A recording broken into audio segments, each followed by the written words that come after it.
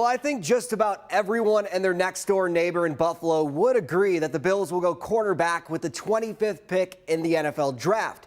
This week, I went one-on-one with senior NFL draft analyst Joe Marino to get his take on how the Bills will address other positions of need on day 2.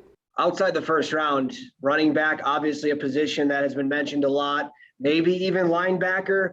What do you think the Bills will do going forward outside of the first pick? Say they do go cornerback.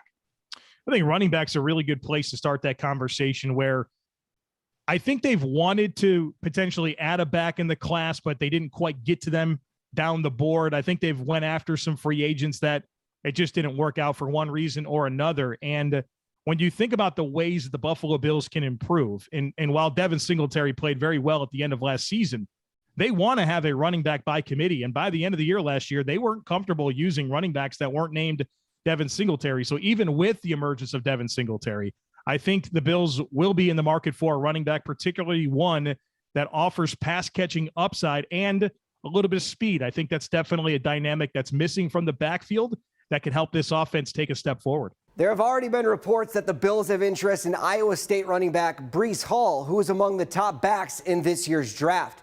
The Bills are allowed to have up to 30 draft prospects in town for workouts and meetings, and the team has already decided to give one of those spots to Hall. So keep an eye on that name.